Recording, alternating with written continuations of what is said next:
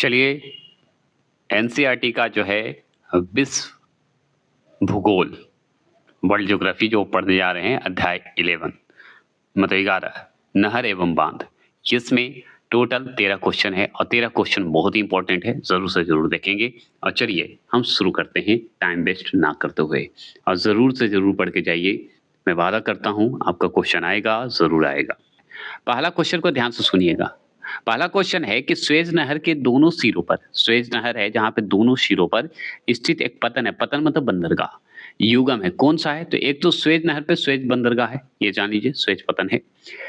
और दूसरा है पोर्ट सईद, यही दोनों है, पोर्ट सईद और स्वेज दोनों पतन ही है और स्वेज नहर पे है। ये स्वेज नहर जो है किसको किसको जोड़ती है? तो लाल सागर और भूमध्य सागर को जोड़ती है, एक याद हुआ। यह नहर जो है, कौन नहर? स्वेज नहर। ये कहाँ है? तो मिस्र के, मिस्र के कौन से द्वीप को काटती है? प्रायद्वीप को। तो सिनाई प्रायद्वीप को काटकर बनाई गई, ये बनाई गई है।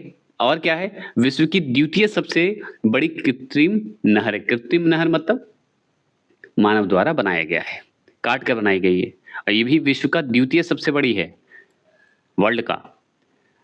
कितनी किमी है? तो 165 किमी लंबी है। स्वेज नहर जो है कितनी लंबी है? तो 165 किमी लंबी है। चौड़ी कितनी है? तो 48 मीटर चौड़ी है। और इसकी गहराई कितनी है? तो 10 मीटर गहरी है। किसकी? स्वेज नहर की। स्वेज नहर का अगर निर्माण की बात करें तो स्वेज नहर का निर्माण जो हुआ था सन 1859 में हुआ था, मतलब 1859 में हुआ था। ये कब हुआ? तो एक फ्रांसीसी इंजीनियर है, उसकी देखरेख में हुआ था, जिसका नाम फार्डिनेंड है।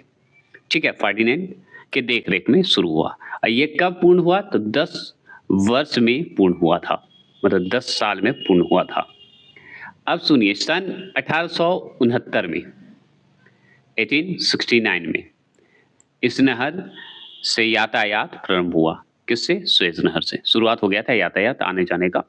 यह विश्व की सबसे बड़ी पोतवाहक नहर भी है, पोतवाहक भी नहर माना जाता है। पोत मतलब समझते हैं ना, जहाज वहाज लगाने वाली जगह को, बनाने वाली जगह को भी कहते हैं।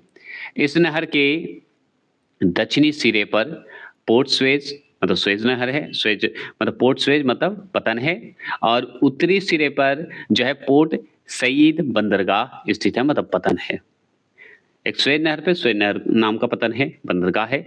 और एक आपका थोड़ा सा उत्तरी दिशा में जाइएगा तो पोर्ट सईद बंदरगाह स्थित है। क्लियर हो गए? दूसरा प्रश्न है, करीवा बांध किस नदी पर स्थित है? तो करीवा बांध जो है किस नदी पर स्थित है? तो वो है जाम्बेजिया नदी पर स्थित है, जाम्बेजिया नदी पर स्थित है। करीवा बांध कहाँ है? तो अफ्रीका महाद्वीप में है। कहाँ है? अफ्रीका महाद्वीप में है। अफ्रीका महाद्वीप में है तो किस नदी पर है भाई? जाम्बेजी नदी पर है, जो कि हम टिक लगा चुके हैं। लेकिन जाम्बेजी नदी पर है तो जिम्बाब्वे और जाम्बिया इसके बीच में स्थित है, इसके बीच में है, याद रखना होगा, इसी बीच में स्थित है करीवा बांध। नदी का नाम भी जान गए। अफ्रीका महाद्वीप में इसी बांध से, कौन से? करीवा बांध से सर्वाधिक जल विद्युत प्राप्त की जाती है, सर्वाधिक जल विद्युत प्राप्त की जाती है। जिम्बाब्वे का सबसे बड़ा बांध माना जाता है करीवा बांध। तीसरा प्रश्न क्या है? किल नहर जिन्हें जोड़ती है वे है। तो किल नहर जो है जिन्हें जोड़ती है वो है ऑप्शन नंबर बी, उत्तरी सागर और बाल्टी सागर को जोड़ती है, मतलब उत्तरी और बाल्टी सागर को जोड़ती है किल नहर। तो किल नहर जो है जर्मनी के, अगर सबसे बड़ी बात कि किल नहर कहाँ है? जर्मनी में है। जर्मनी के कहाँ पे स्थित है? तो हम बताएंगे सले सिवक। क्या बताइएगा? शले को अलग कर दीजिए, शिवक को अलग कर दीजिए, तोड़कर याद रखिएगा तो भूलिएगा नहीं। शले शिवक होल्स 3 है। बहुत को मैंने इस तरीके से याद करवाया है और बहुत को रिजल्ट भी आया है, तो प्लीज आप मेरी बात को फॉलो कीजिएगा। बोर हो रहे होंगे तो हम क्षमा चाहते हैं, कोशिश करेंगे आपको फन दे। तो शले शिवक होल्स 3 में स्थित है, जो कि 98 किमी लंबी क्या है? नौगम्या नहर है। यह नहर जो है उत्तरी सागर को बाल्टी सागर से जोड़ती है। ठीक है, उत्तरी सागर को बाल्टी सागर से जोड़ती है। किसको? किल नहर जोड़ती है किसको? उत्तरी सागर को बाल्टी सागर से जोड़ती है। 1948 ईस्वी तक इस नहर को कैसर विलियम नहर के नाम से जानते था। आप जैसे रिस्पेक्ट दे सकते हैं। तो किल नहर का अगर बात करें 1948 तक क्या नाम था इस नहर का, मतलब किल नहर का, तो कैसर विलियम नहर नाम था। यह विश्व की सबसे व्यस्त नहर है किल नहर। सबसे व्यस्त नहर बोलेगा विजय नहर, तो किल नहर को टिक लगाइएगा। चौथा प्रश्न है, असवान उच्च बांध स्थित है। असवान, असवान उच्च बांध स्थित कहाँ है, तो हम पढ़े मिस्र में स्थित है। अफ्रीका महाद्वीप के मिस्र देश में जो है असवान उच्च बांध स्थित है। कहाँ है, असवान उच्च बांध स्थित है, कहाँ, अफ्रीका, अफ्रीका के कहाँ, मिस्र देश में। यह नील नदी पर निर्मित सबसे ऊंचा बांध है। ये जो आप देख रहे हैं असवान बांध, वो याद रखना है कि नील नदी पर बनाया गया है और सबसे ऊंचा बांध है। इस बांध द्वारा नदी के बाढ़ पर नियंत्रण रखा जाता है। इस अगर ये बांध नहीं बनेगा तो बाढ़ का नियंत्रण नहीं कर सकते हैं, तो बाढ़ से बचाने के लिए। इसके साथ ही कृषि के लिए जल आपूर्ति एवं विद्युत उत्पादन में भी किया जाता है। इसका फायदा उठाया जाए, बांध बनाए तो फायदा तो उठाएगा ही। अब देखिए आगे पांचवा प्रश्न। पांचवा प्रश्न है, पनामा नहर जोड़ती है। तो पनामा नहर किसको जोड़ती है, तो प्रशांत महासागर एवं अटलांटिक महासागर को जोड़ती है, क्योंकि हम पढ़ते हैं। पनामा नहर जो है क्या है, कृत्रिम नौगम्य नहर है, जिसे पनामा जलडमरू मध्य को काटकर बनाया गया है, जो कि हम अध्याय 10 में पढ़ चुके हैं। यह प्रशांत महासागर को कैरिबियन सागर से होते हुए अटलांटिक महासागर को जोड़ता है। मतलब प्रशांत महासागर और अटलांटिक महासागर को जोड़ता है पनामा नहर। ये कैरिबियन सागर से होते हुए जाता है, तो इसे भी सम्मिलित करता है। इस नहर की कुल लंबाई अगर पूछे, पनामा नहर की अगर कुल लंबाई बोले तो 82 किमी बताइएगा। औसत चौड़ाई पूछे तो 90 मीटर बता दीजिएगा। अगर न्यूनतम गहराई पूछे तो 12 मीटर बता दीजिएगा। किसका, पनामा नहर का। पनामा नहर का अगर बात करेंगे और, तो पनामा नहर पर वर्तमान में संयुक्त राज्य अमेरिका का अधिकार हो गया है। मतलब संयुक्त राज्य अमेरिका का अधिकार है पनामा नहर पर। यह नहर जो है जलपाश पद्धति पर आधारित है ना। सुनिए, जलपाश पद्धति किसी नदी अथवा झील के जलमार्ग में जल के विभिन्न स्तरों के बीच नौकाओं को ऊपर उठाने और नीचे उतारने की एक युक्ति है। जलपाश का विशेष गुण इसका स्थिर कक्ष है, एकदम स्थिर है, इसलिए जिसमें जल स्तर घटाया या बढ़ाया जा सकता है। ठीक है, बस ये पढ़ना जरूरी था। सकता है। छठा क्वेश्चन है, चलिए देखते हैं। शू नहर जोड़ती है, तो ये जोड़ती है सुपिरिया व हुरोन झील को जोड़ती है। तो शू नहर जो है उत्तरी अमेरिका में सुपिरिया झील को हुनरो झील से जोड़ता है। कहाँ जोड़ता है, उत्तरी अमेरिका। तो शू नहर कहाँ है, उत्तरी अमेरिका। उत्तरी अमेरिका मतलब सुपिरिया झील को और हुनरो झील को जोड़ता है। ये दोनों का काम करता है, जोड़ने का काम करता है शू नहर। ये दोनों झीलों की बात करें या इन दोनों झीलों की बात करें तो विश्व प्रसिद्ध महान झीलों के भाग है। मतलब ग्रेट लेक एक है, महान झील है, उसी का भाग माना जाता है। ये भी ध्यान रखने वाली बात है। कौन, सुपिरिया झील और हुनरो झील।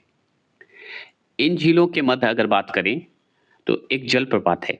उस जलप्रपात का नाम है मैरी।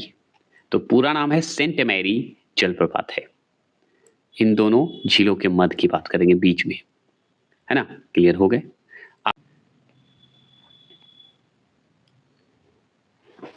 सातवां प्रश्न सुनिए, अकोशंबो बांध जो है निम्न में से किस नदी पर स्थित है। अकोशंबो एक बांध है, वो बताइए किस नदी पर है, तो वो है वोल्टा नदी पर स्थित है। अब अकोशंबो बांध की बात करें तो अफ्रीका के घाना देश में जो है वोल्टा नदी पर स्थित है। वोल्टा नदी बोलिए, वोल्टो नदी बोल दीजिए, कोई दिक्कत नहीं है, नाम वही है। और याद रखना है हाइड्रो इलेक्ट्रिक बांध है ये। कौन, अकोशंबो बांध, जो कि अफ्रीका में है। ये घाना देश, अफ्रीका के घाना देश के वोल्टा नदी पर ही स्थित है, इसलिए वोल्टा नदी पर स्थित है, इसलिए अकोशंबो बांध बोला गया है। और ये हाइड्रो इलेक्ट्रिक बांध है। इसको वर्ष 1961 में प्रारंभ किया गया। कब शुरू किया गया, 1961 में शुरू किया गया। किसको, शंबो बांध को, अकोशंबो बांध को, जो बोल सकते हैं आप, दोनों में से कोई भी बोलिए, ऑप्शन पे डिपेंड करता है। यह रॉक फिल बांध है। अब रॉक फिल मतलब पत्थर वाला बांध है ये। इस बांध से मानव निर्मित झील बोल्टा झील का निर्माण होता है। बोल्टा झील का भी निर्माण होता है इसी बांध से, जो कि मानव द्वारा निर्मित कृत्रिम हो गया। और क्या, 8वां प्रश्न है, कैंजी बांध निम्नलिखित में से किस नदी पर निर्मित है? तो कैंजी बांध है, आप कैंची बांध भी बोल दीजिए, कोई दिक्कत नहीं है, याद करने से मतलब है ना। तो कैंजी बांध निम्नलिखित में से किस नदी पर निर्मित है? तो किस नदी पर है? तो ये हमारा नाइजर नदी पर है। और नाइजर नदी मतलब नाइजीरिया में है। तो देखिए, नाइजर नदी नाइजीरिया में प्रवाहित होती है, यही होगा, नाइजर इसलिए है। इस नदी पर कैंची बांध को अगर मान लीजिए भूल गए तो कैंची बांध याद रखिएगा तभी आएगा। तो कैंची बांध का निर्माण किया गया है इसी नाइजीरिया मतलब नाइजीरिया में नाइजर नदी पर। यहाँ इसके प्रवाह क्षेत्र में अगर देखा जाए तो तेल के भंडार हैं। इसी क्षेत्र में अगर देखा जाए, नाइजीरिया में जाइएगा, नाइजर नदी है, उसी के क्षेत्र में जो है तेल का भंडार है। इसे तेल नदी भी कहा जाता है, किसे? नाइजर नदी को, जो कि कैंजी बांध बनाया गया है। इस तेल का शोधन जो है नाइजीरिया के सबसे बड़े शहर कौन सा है? इबादान। कौन है? इबादान में किया जाता है। ठीक है, नाइजीरिया का सबसे बड़ा शहर है इबादान। जहां तेल होगा वो शहर तो बड़ा होगा है ना। अब देखिए आगे फिर से क्वेश्चन नंबर 9, ग्रैंड कुली डैम निम्नलिखित में से किस नदी पर स्थित है? तो ग्रैंड कुली डैम निम्नलिखित में से किस नदी पर स्थित है? तो ये है कोलंबिया नदी पर स्थित है। किस नदी पर? कोलंबिया नदी पर। अमेरिका के वाशिंगटन राज्य में कोलंबिया नदी पर ग्रैंड कुली बांध स्थित है। ग्रैंड कुली बांध पर क्या है? रूजवेल्ट झील स्थित है। कौन सा बेल्ट है? रूजवेल्ट झील स्थित है। ये ध्यान रखना है, जो एक कृत्रिम झील है, मानव द्वारा बनाया गया कृत्रिम झील है। और सुनिए, बोनविले और चीफ जोसेफ कोलंबिया नदी पर अन्य मुख्य बांध भी हैं। चीफ कहिए या बोनविले, ये भी आपका कोलंबिया जो नदी है उसी पर बनाया गया ये बांध है। कोलंबिया नदी जो है रॉकी पर्वत से निकलती है। कोलंबिया जो नदी है वो रॉकी पर्वत से निकलती है तथा प्रशांत महासागर में जाकर गिरती है कोलंबिया नदी। ये भी हम पढ़ लिए। 10वां प्रश्न पढ़ते हैं। 10वां प्रश्न है हुबर डैम। एक हुबर डैम मतलब हुबर बांध निम्नलिखित में से किस नदी पर स्थित है? तो हम बताएंगे कोलोरेडो नदी पर स्थित है। आप इसे कोलोरेडो भी बोल सकते हैं या कोलोरेडो भी बोलिए, कोई दिक्कत नहीं है। कहीं कहीं दे देता है इसलिए बोल दे रहा हूं। तो देखिए यहाँ पे कोलोरेडो देना चाहिए था, यहाँ पे कोलोराडो दे दिया था, क्या दिक्कत है? नदी बेसिन ऊपरी और निचले बेसिन में विभाजित है। जो आप देख रहे हैं कोलोराडो जो नदी है वो बेसिन की ऊपरी और निचली बेसिन में विभाजित किया गया है। निचले बेसिन में हुबर बांध बाढ़, याद रखिएगा, हुबर बांध बनाया गया है। जल वितरण, बाढ़ के लिए जल वितरण और भंडार को नियंत्रित करने के लिए हुबर बांध बनाया गया है। ये क्लियर हो गया, एक साथ कर दिया, यहाँ पे कोमा कर देना चाहिए था। तो हुबर बांध बाढ़, जल वितरण और भंडार को नियंत्रित करने के लिए किया गया है। हुबर बांध के अतिरिक्त डेविस बांध, ठीक है, पार्कर बांध और इंपीरियल बांध जल के बहाव को रोकता है ये। और वहां पे जो आप देख रहे हैं हुबर बांध बाढ़, जल वितरण, भंडार को नियंत्रित करता है। हुबर बांध के अतिरिक्त अगर देखा जाए और भी बांध बनाए जो गए हैं, डेविस बांध बनाया गया है, पार्कर बांध बनाया गया है, इंपीरियल बांध बनाया गया है, जो कि हुबर बांध से जल के बहाव, जो हुबर बांध से जो जल जाता है उसका नियंत्रित करने के लिए किया गया है। देते हैं किल नहर जोड़ती है। तो किल नहर किससे जोड़ती है? उत्तरी सागर को बाल्टिक सागर से जोड़ती है। तो हम इसे बाल्टिक सागर बोलते हैं, बाल्टिक सागर बोल देते हैं। तो कोई गलत नहीं है, याद करवाने के लिए मैं ये शब्द बोलता हूँ। तो उत्तरी सागर को बाल्टिक सागर से जोड़ती है, लेकिन हमको पढ़ना नहीं है, हमको याद करवाना है। तो जर्मनी और डेनमार्क के बीच अगर बात करें तो डेनमार्क के बीच के सीमा के पास है जटलैंड प्रायद्वीप है। क्या है? जटलैंड एक प्रायद्वीप है, वहीं पे स्थित है कील नहर। और कील नहर जो स्थित है वो बाल्टिक सागर मतलब बाल्टिक सागर और उत्तरी सागर के बंदरगाह के बीच स्थित है। ये दोनों के बीच ही स्थित है कील नहर। ये हो गए। यह जो है कौन? कील नहर 90 किमी क्या है? लंबी एक मीठे पानी की नहर है ना, मीठे पानी की नहर। यह नहर अगर बात करें तो जर्मनी में जो है किएल शहर से प्रारंभ होता है। कौन से? किएल शहर से प्रारंभ होता है और होल्टे नाव तक बहती है। बस इतना जानना है, किएल शहर। और चलिए आगे बात करते हैं। 12वां प्रश्न क्या है सुनिए, निम्नलिखित को सम्मिलित कीजिए। एक तरफ नहर है, एक तरफ देश है, इसे बढ़िया से सेटअप कर देते हैं, है ना। तो चलिए 12वां प्रश्न तो देख ही रहे हैं, निम्नलिखित में से सम्मिलित करना है, एक तरफ नहर है और देश है। तो यहाँ पे चलिए मिलान कीजिए, तो देखिए क्रा नहर है, तो क्रा नहर जो है थाईलैंड में है, ठीक है, कहाँ है, थाईलैंड में है। तो एक आध तीन होना चाहिए, एक आध तीन, ये दो में है, तो ये सब तो कट गया, चलिए हट गया। ईरी नहर की अगर बात करें तो ईरी नहर जो है संयुक्त राज्य अमेरिका में है, एक 4 है, ये भी सही, ये भी सही है। न्यू वाटर वे है, यहाँ पे आपको अलग करना होगा, तो ये जर्मनी में है, जर्मनी में है, मतलब 3 का 1 है, तो मतलब सी आंसर होगा, है ना। और गोटा नहर हो गया स्वीडन में, देखिए यहाँ पे लिखा हुआ है, तो इसमें हमको नहीं लगता करना चाहिए, है ना। 13वां प्रश्न, 13वां प्रश्न को सुनिए। 13वां प्रश्न है कि निम्नलिखित को सम्मिलित कीजिए, इसमें सम्मिलित करना है, एक तरफ जल संधि है और एक तरफ आपको बताना है किसके किसके मध्य है। तो देखिए इसमें मिलान करने के लिए जिब्राल्टर जल संधि है, यहाँ पे देख रहे हैं ना, जिब्राल्टर जल संधि है। तो जिब्राल्टर जल संधि को अगर बात करें तो अफ्रीका और यूरोप के मध्य है, ठीक है, अफ्रीका यूरोप जो है के मध्य है। तो आपका हो गया, इसमें हो गया 1 का 3, ये भी 3, ये भी 3, चलिए तो ये खत्म।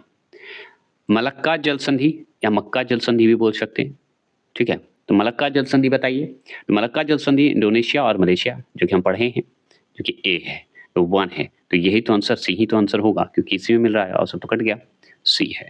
और बेरिंग जल संधि की बात करेंगे तो बेरिंग जल संधि है एशिया और उत्तरी अमेरिका, तो एशिया और उत्तरी अमेरिका कहाँ है, चौथे नंबर पे है।